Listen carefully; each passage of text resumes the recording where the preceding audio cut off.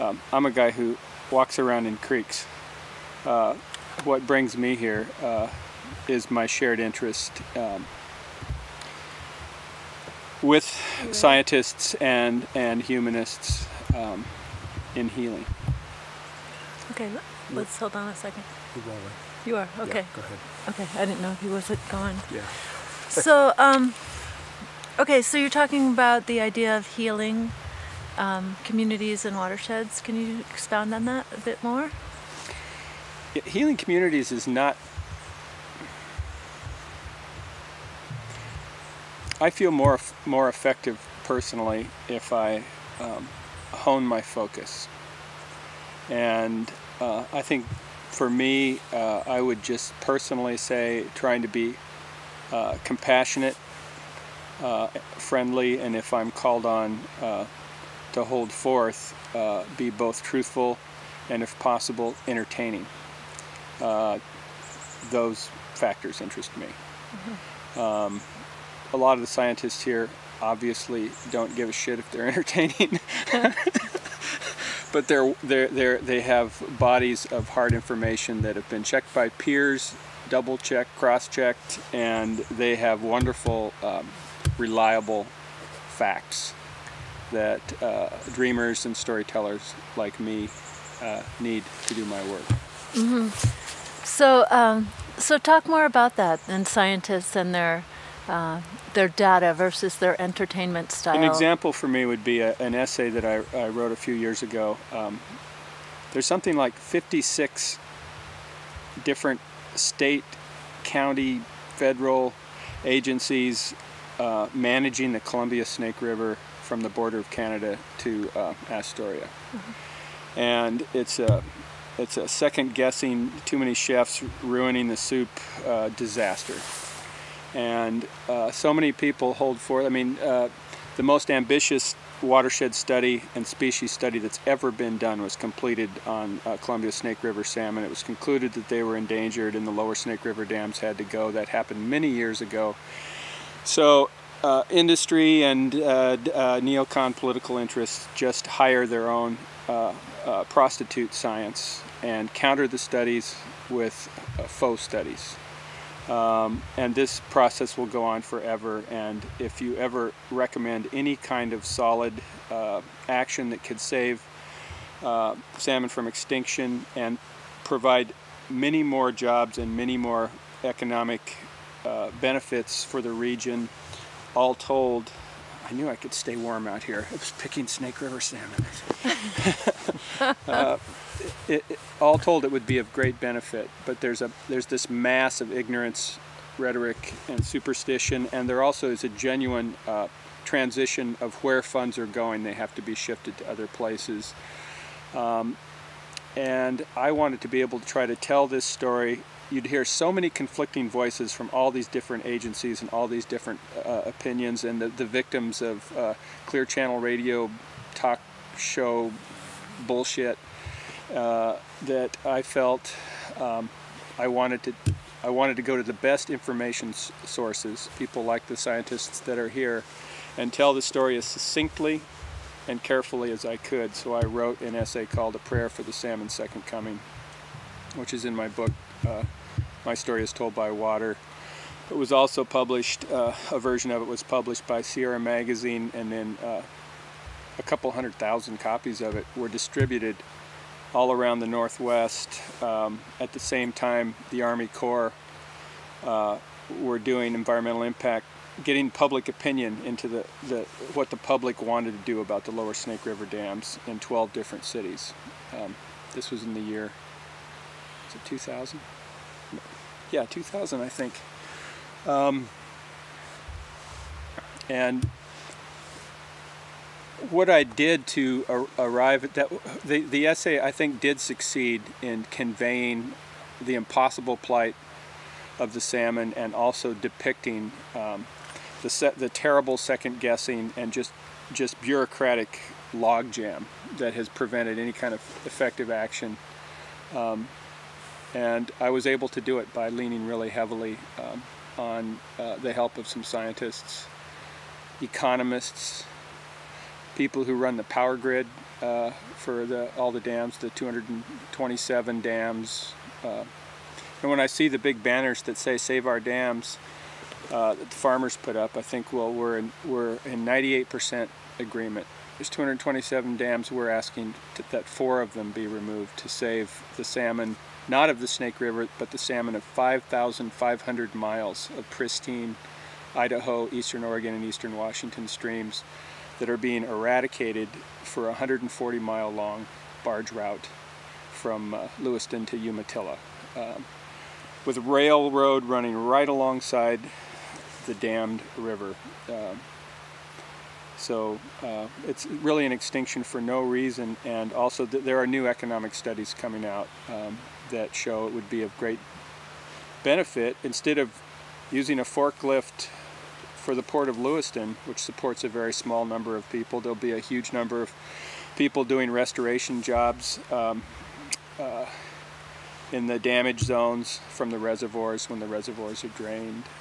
But this is not rocket science. I mean, we built the Hubble Space Telescope. We've seen galaxies 8 billion light years away.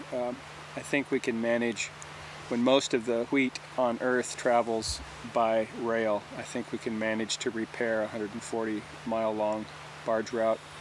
Also repair the infrastructure that the farmers need, so no one loses. There's plenty of money now being thrown into stupid actions that have failed to save salmon, that could just be re-aimed into effective actions that would help both salmon and farmers and save the trade of Peter, Jesus, James, and John, the trade of fishermen, my trade.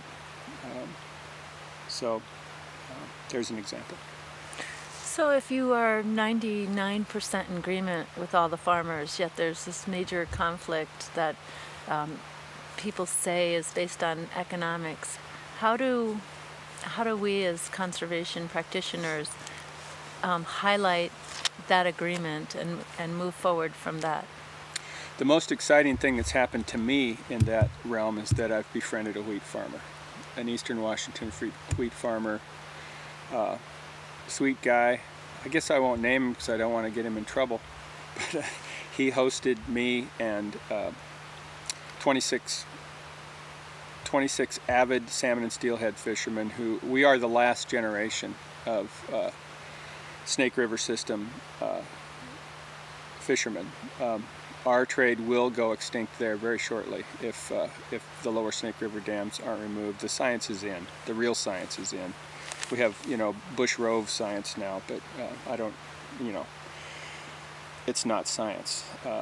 They responded, you probably know, they responded to the crisis of the salmon by claiming that dams are a natural part of the river, that the elevated temperatures behind dams is a natural effect of these natural features, and that the walleyes and smallmouths and northern pike minnows devouring salmon smolts by the million are natural effects of these natural dams, and that really we're being asked to bow down as if to golden calves to these mockeries. The 4 lower Snake dams were built. They were called to existence by a 1955 Congress that included Senator Joe McCarthy in order to have hydropower available to Hanford City, which was building all the nuclear triggers of our manufacturing the plutonium and the triggers for our nuclear arsenal. Hanford City has been a radioactive ghost town for 45 years, and the only sad thing that's happened here is that the federal government so heavily subsidized the barging that it became the cheapest mode of transportation for the wheat farmers. So they allowed their rail spurs and grain elevators in some places to fall into disrepair.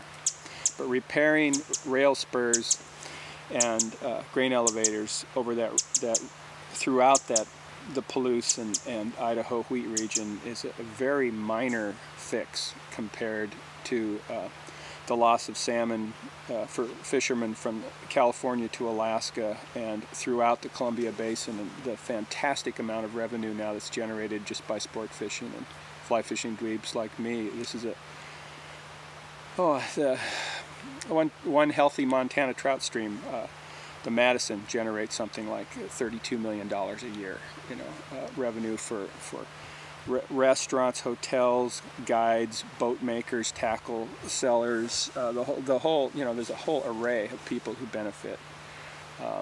And when you drive also past, nobody sees these reservoirs, but I've seen many before and after pictures of the beautiful Lower Snake, these world-class kayaking rapids, some of the most beautiful Indian artifacts on earth, all inundated behind the dams. A beautiful place called Penawawa, near where my wheat farmer friend lives. He just moved 2 old women in their 80s off of the land into a retirement home, and it was a very sad day. And he showed me photographs of Penawawa with beautiful diverse crops growing all along the river, and there was a huge loss to farmers when those dams came in that the farmers themselves have forgotten, because it's been a little over 30 years, 35 years now. And I mean, their own story is one of heartbreak. So it's loss of beautiful diverse farms for a petrochemical dependent monocrop. We need the wheat. I don't want a single wheat farmer to go out of business, but their problem can be solved. You can't solve a fisherman's problem with extinct salmon. You can't keep an 1855 treaty to the tribes with extinct salmon. So what do you think ways are to motivate the populace? The Pacific Northwest, the icon is the salmon. In some places, the salmon aren't an icon in the Palouse.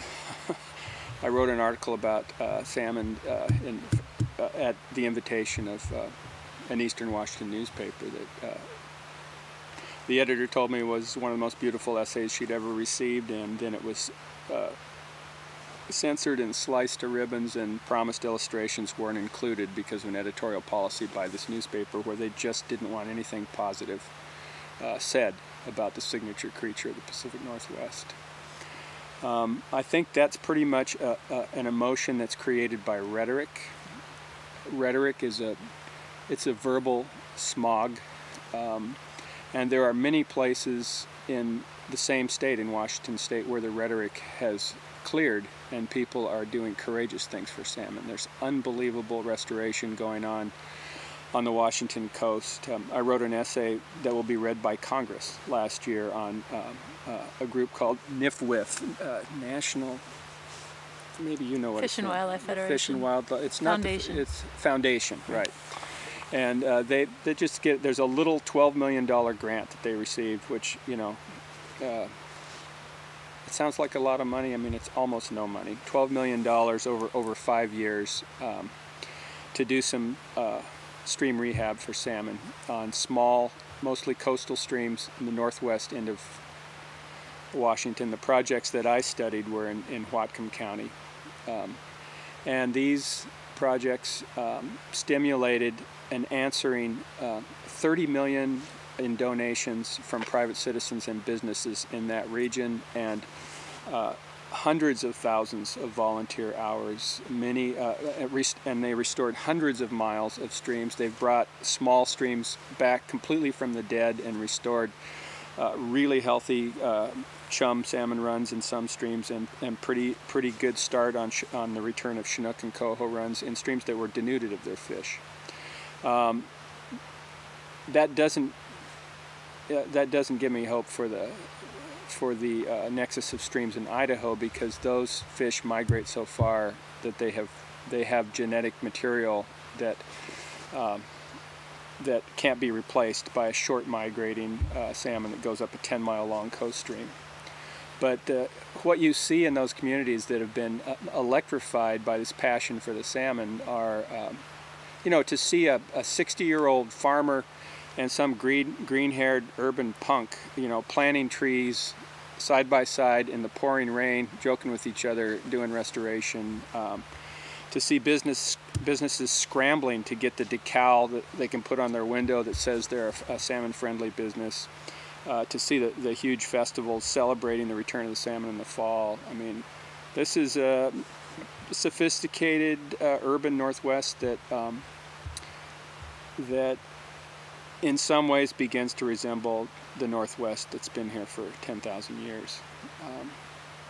And it's really been brought back out of nothing. The success that Don Sampson had on the Umatilla River bringing back the salmon talk to practically, I mean, the people who do this work talk to practically every stakeholder and every landowner on the entire watershed. They sit down in their kitchens and they have coffee with them. There are no shortcuts, and big bureaucratic decisions from on high don't work. These are simple, common sense, friendly human decisions that affect these huge changes. Right. I think it's going to happen in the Columbia snake. I'm not sure I'll live to see it, but I hope I do. I plan on reaching 88 because men are not men, we're the keys of the piano. It's Dostoevsky. Well, not quite. Fantastic. Hi, Freeman. Why don't you come on over while we're filming? Freeman House is here, one of my heroes, the author of Totem Salmon. It'd be kind of nice to at least get to shake his hand or something before I shut my mouth and go back where it's warm.